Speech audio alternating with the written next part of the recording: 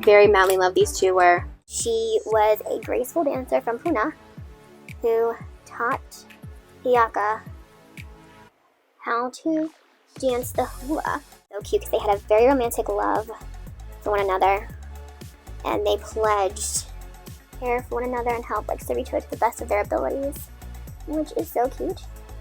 I love that. I hope one day I can find my own little Hopoe. Making me swoon, man. Making me swoon. Because what even is my love life? They would say things to each other I wish others could understand the forest the way we do. Just making me more and more jealous. Okay. Here comes the drama. Is it me? Am I the drama? I don't think I'm the drama. Maybe I am. Am I the villain? I don't think I'm the villain. Comment or something, but we're not going to do that. You in danger, girl.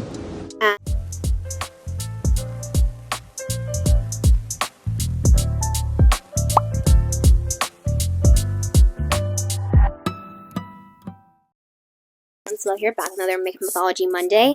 It's been a minute.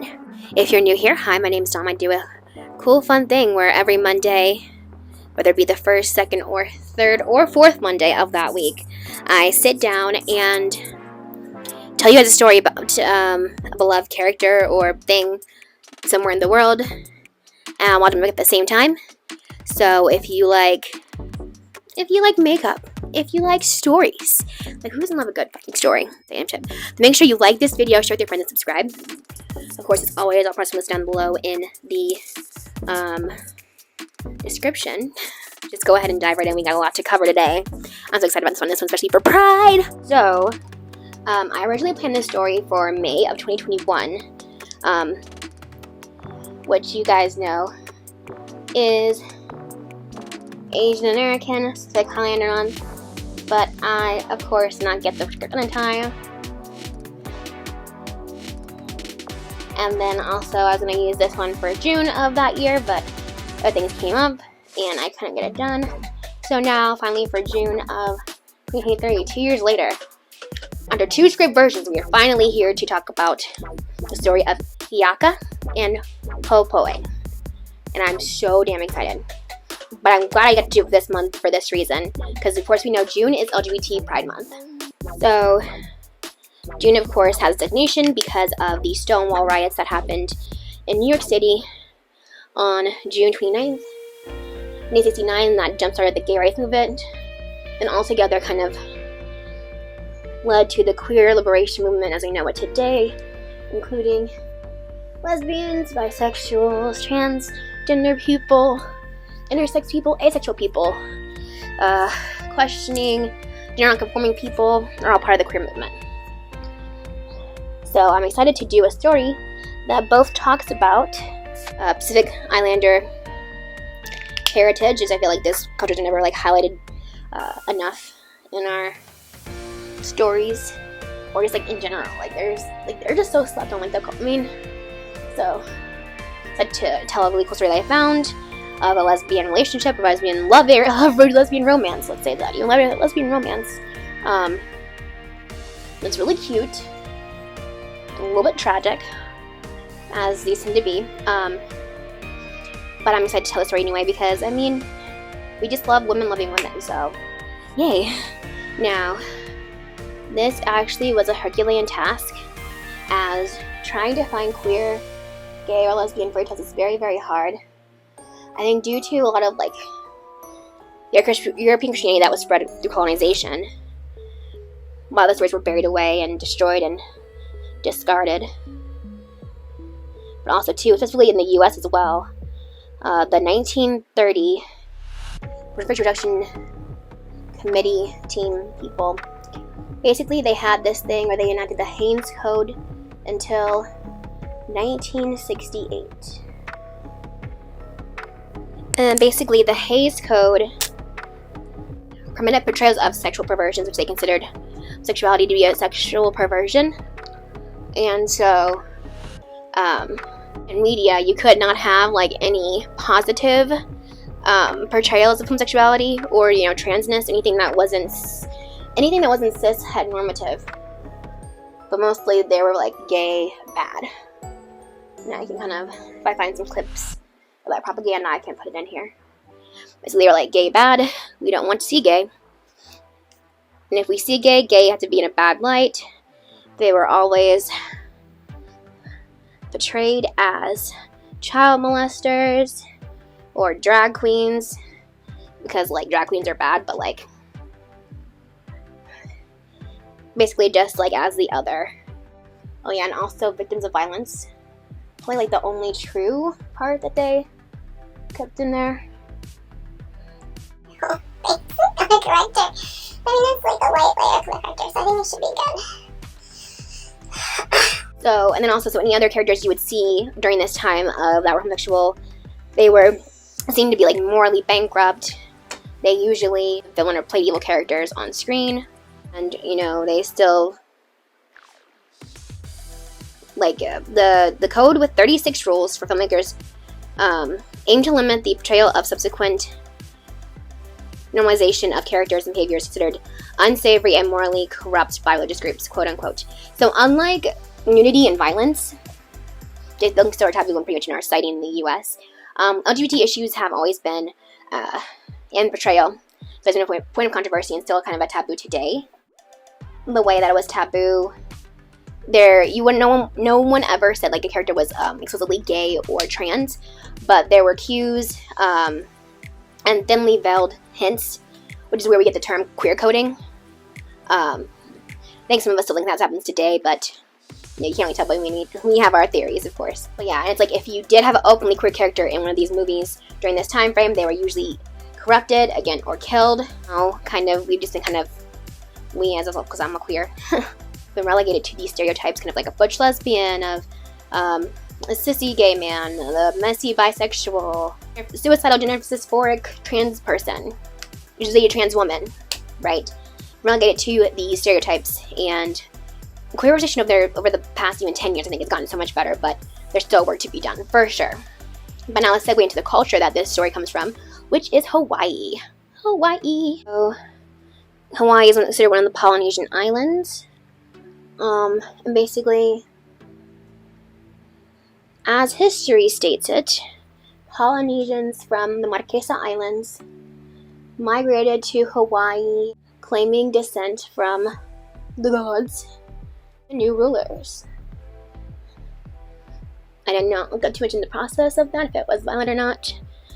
If you remember from the Raji and Papa video, you see the Polynesian Islands, they kind of move around a lot. Like, they kind of all just kind of did, like, musical chairs with, like, moving each island to another island. Like, people from this island moved to here. People from Polynesian Hawaii moved to New Zealand. Like, it's kind of like that for their history, which I find, of course, I personally find so fascinating. And then as their contact with Southern Polynesia kind of decreased, a new culture was formed in Hawaii. I mean, of course, you're going to see some themes across all Polynesian cultures, and I find that beautiful. Now, the Hawaiian people have always been fishermen, voyagers, and cultivators, cultivating their own food and such on the islands on which they inhabit. And their ancient religion revolved around what is called the Iomakua, which is basically a line of ancestral protective gods. Like most religions of that time, or most religions everywhere pretty much. Always just like, yeah, we deserve to be here because our God said so. And you can't argue with that. And people are like, but my God said so too. And then you're kind of just stuck there, I guess. Then, of course, the addition of European colonizer immigrants and also other Asian immigrants from like Eastern Asia. So a lot of white people who are of Chinese, have some Chinese and Japanese blood as well. You'll meet them every now and then, and they're very friendly. But that, changed the culture with each generation, having all these new people, all a new energy, and in Hawaii. And then, of course, European Christianity brought colonization, brought homophobia to the various Polynesian islands, including Hawaii. Boo colonization. I do not like you, and I'm not afraid to say it. So, again, a lot of these stories were like kind of tucked away and hidden until now.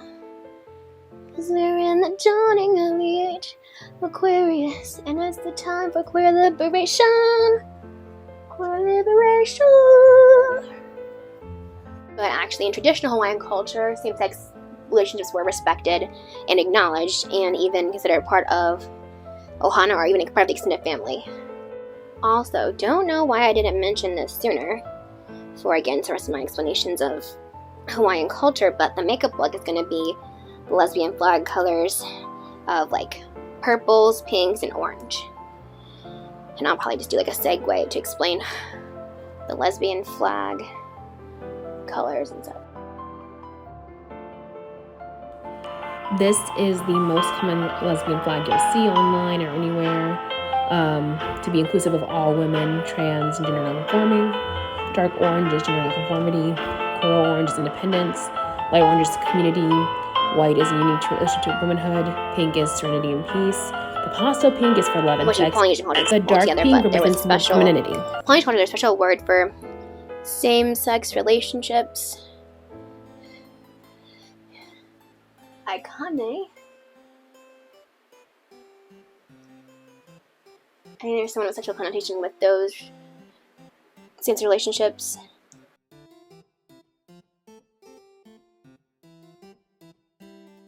Hawaiians use the words for this relationships such as Ho'uamaka and Ilawamuka. In ancient Hawaii, music, chanting, and dance were connected to religious ceremonies and are more, religious ceremonies for the natives, but also seen as entertainment for the tourists that come through. Like, oh my god, let's go to Hawaii, but don't go to Hawaii. I'll tell you right now, do not go to Hawaii. My friends, and they said leave them alone. I don't want to smoke with no Polynesian guys or nobody. I'm gonna leave y'all alone. And that's on period. Now, like most cultures, Hawaii has dance and music as the cornerstone because how tell people who you are if you're not singing at them. That's what I always say. Now, Hawaii is known worldwide for its hula dancing, which is also part of religious ceremonies for the native people. The tradition form was called Hula Kahiko and used to honor and entertain chiefs, especially when they were traveling from tribe to tribe around the island, out there being a pimp. Okay, the hula has motions and meanings to each motion that allude to elements of nature and other various forms of Hawaiian culture and cultural elements. The hula is meant for celebration. Hawaiian culture, flawed hula is considered a sign of bad luck. And hula is going to play a big part in the story of Hiaka and Hopoe. So just sit tight. So our story begins that once upon a time, there was an alliance of sister deities that ruled the Hawaiian archipelago.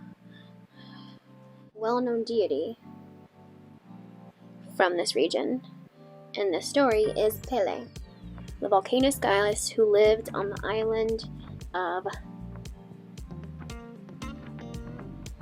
Kilauea on the island of Hawaii.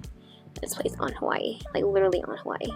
It is said that Pele felt a lust for faraway lands, so she decides to get a canoe and travel. And so she sailed off in this canoe with her brothers And she had her and her younger sister, Hiaka Ika Folio Pele, which means Hiaka, the bosom of Pele, the volcano goddess. And she was with Pele in the form of an egg. They had made attempts to make a home on various islands by making a volcano. She would always be closed away by Namaka, the ocean goddess. We talked about her in a Moana video. Check it out in the Disney Vault on my page. But anyways, she was finally able to settle in Kualiha. I believe she was able to, I believe, if I remember correct, that location at the highest altitude, so she could escape Namaka, the ocean goddess. They have mad beef. Now, Hiaka was a lesser deity than Pele. There is like gods, Hakua, and then Kupua, who are like demigods, like so like basically kind of like half man, half god. I believe Pele's Kupua and then Hiaka is Hakua. But her Hiaka was patron goddess of both the Hula and Hawaii, the island itself. Hiaka has so many cool ass powers, like she can bring you back to life and battle Muo, which are supernatural lizards and dragons. Also, Kupua, she's able to fight dangerous shapeshifters and various other creatures that you may run into on that island there.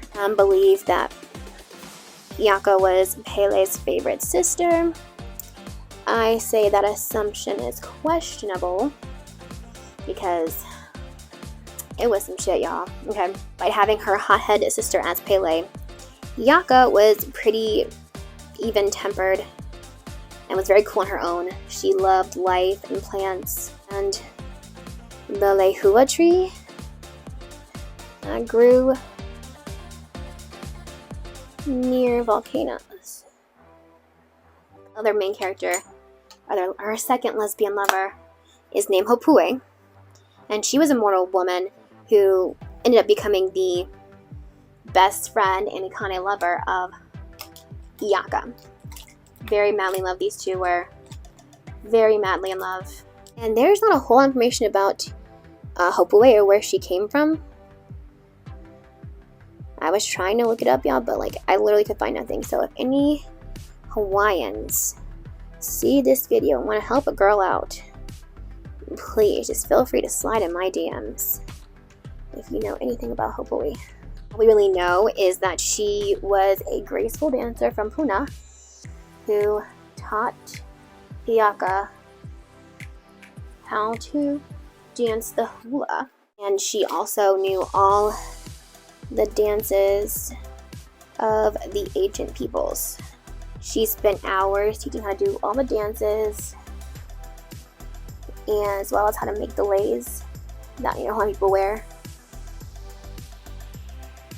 Or now that white frat boys have appropriated and wear during their luau parties. That's all on top of another video right there.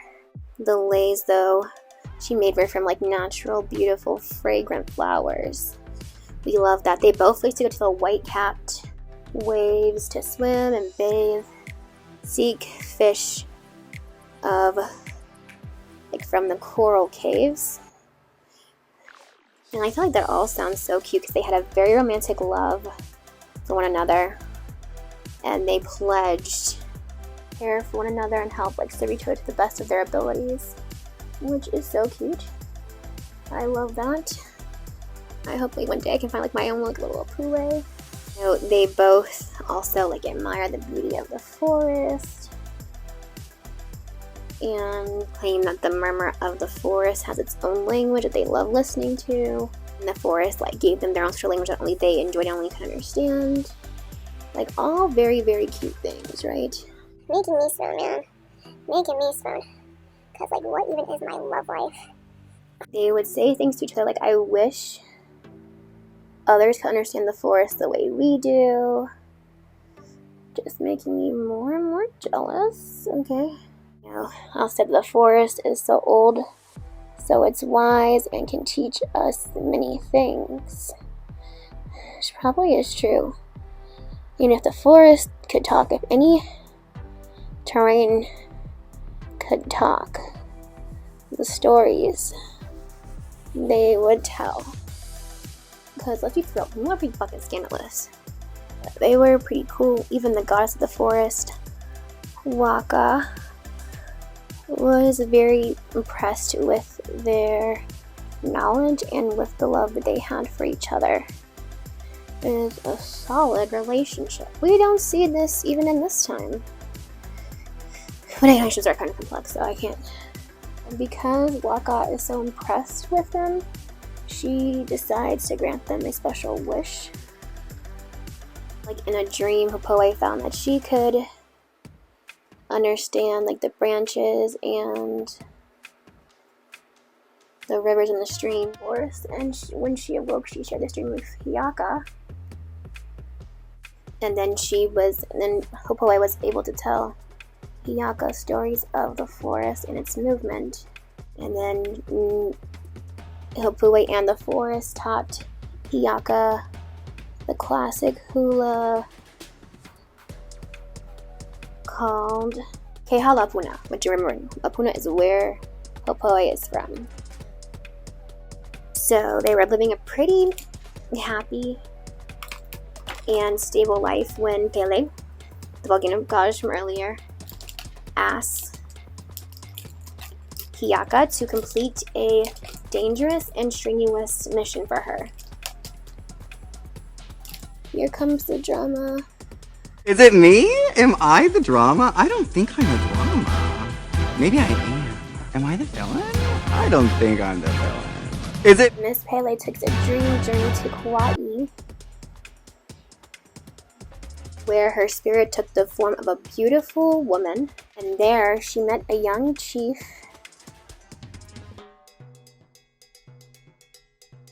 named the young chief is named Luhiao. They spent several nights and days together, and they fell in love. Woo-hoo-hoo. We all just falling in love, except me. Now the problem here with this part of the story is that Pele's physical body cannot leave the island of Hawaii, where she's still done, and I think possibly might have escaped the grasp of Namaka. So they have big beef. Big beef. Baby, now we got bad blood. So basically, Pele had to go back to her like dream body and tell Li Hiao that she couldn't be there with him physically, and she really couldn't be able to come get him, so she would have to send someone to come get him for her. And then she's like, hey Hiaka, you're not doing anything. It's not like you're already living your own life. Can you come do this for me? Basically, she does ask Hiaka to go get Lohiao from the island he is residing at and bring them to their island where they reside at. Just like, okay, like I guess, because it's like a long journey. So I actually did do some calculations. I was like wondering what's the big deal, like doing today, that'd be like probably an easy trip. But they're traveling from Kilauea, that's where Pele lives, and then Kauai, where her man is at. Basically, that would be like a 331 miles. So, right, by boat, that would take about 3 to 4 days. By foot, that would take about 2 weeks, give or take. These are long journeys, basically. And that's an estimate from like today's time. So it probably was worse with less like technology and roads back then. In that physical world, I guess. So basically, before taking this long trek, since Hiaka knows, her sister knows that this woman has anger issues. She's like literally a volcano. Like, she has anger issues. she makes conditions with her because, like, she said, if I'm going, I gotta get something. I gotta get something out of this because, like, no. Yeah. I see a big tray. I'm like, I'm leaving here with something. You know what I mean? I'm from around the way. I'm leaving with something. I could be here with my wife. I'm doing things for you. I don't blame her. That's how I would be too. I could be with my wife. But you got me out here journeying across these islands for a man I don't even care about. He's all almost in 3 days. Like, what do you know about after 3 days?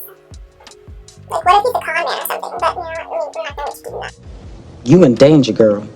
As demands that Hiaka makes. Basically, Hiaka asks that Pele not harm Hopoe and the Lehoa Groves. So, Hiaka does agree to this on the condition that Pele agrees to this on the condition that Hiaka must return within 40 days. Like, she can't make sure longer for her man besides that. Like, you know, within 40 days, girl, I guess you really need that D. But, I mean, like, let's be real, like, but again, like, you only was in for 3 days, but okay. Okay, girl. It couldn't be me, but... Okay, it could be me, but not with the man. Let me say that. It could be me, but not with the man. I'll just say that. But Pele says, Hiaka, you must complete this task in 40 days, and you can take no lovers, especially Lohiao. I cannot say this man's name to save my life, bro. I'm so sorry, y'all.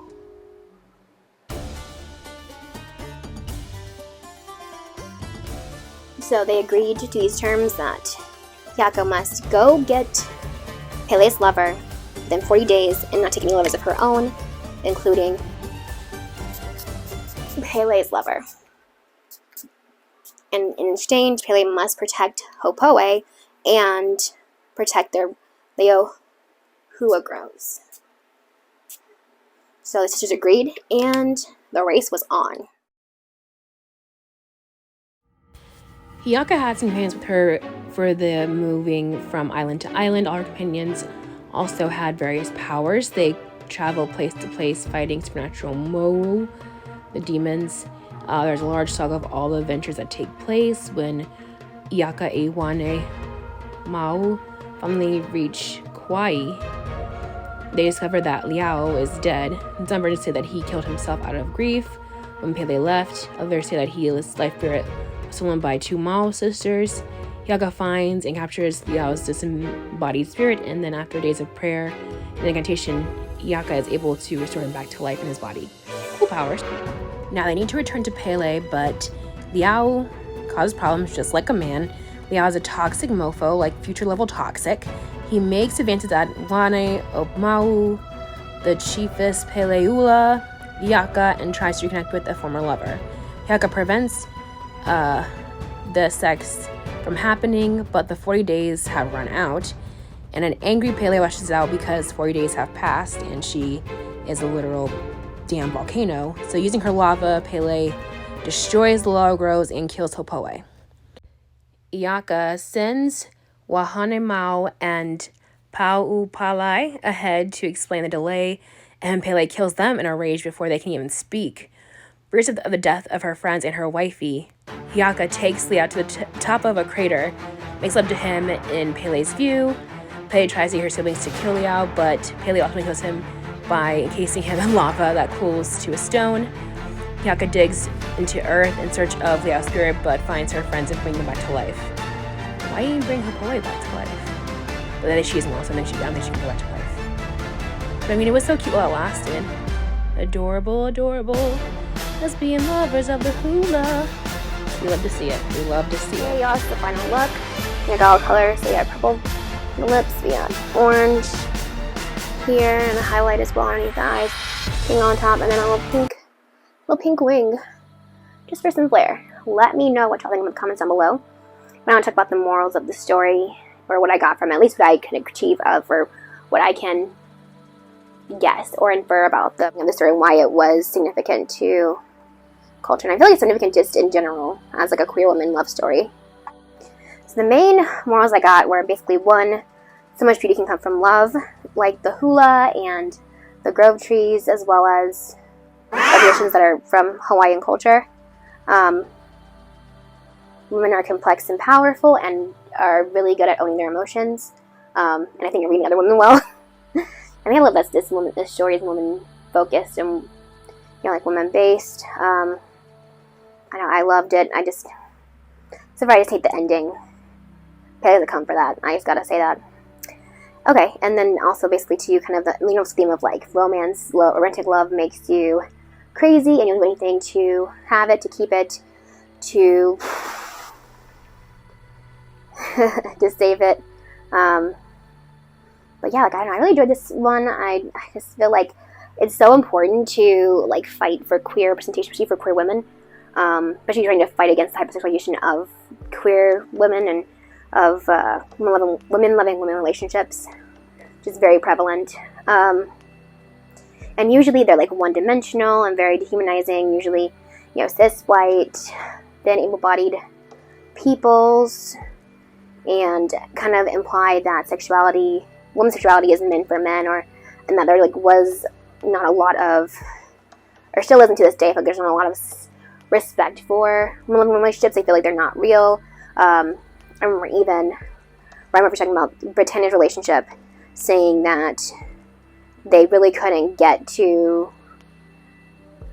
like tongue, let's say, or like to like host the kisses because the network didn't want to look too pornographic or something along those lines, because it was two girls kissing, which I think is crazy. Because fans didn't notice the difference between when Finn and Rachel kissed versus when like her and Blaine kissed, or when Tiffany and Brittany kissed. So they definitely were like, and then the rest people would be like. So I mean, they're still kind of that combating that thought today. But yeah, basically, like this story shows us all that women can fall in love and be happy, and find like, because I feel like again, there's a stereotype about being like women are like all unnaturally catty, and that's really not true. I don't think. But women are complex and we're not. I mean, maybe if I find another story, if you guys want me to, I can find out why Pele has such anger issues. But I mean, she is literally a fucking volcano.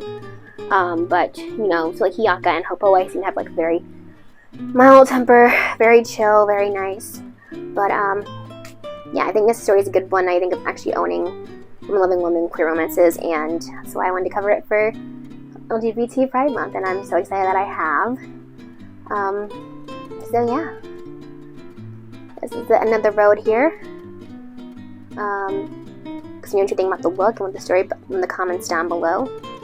And thank you all for watching, and you have a great day, night, evening, week, life. Bye.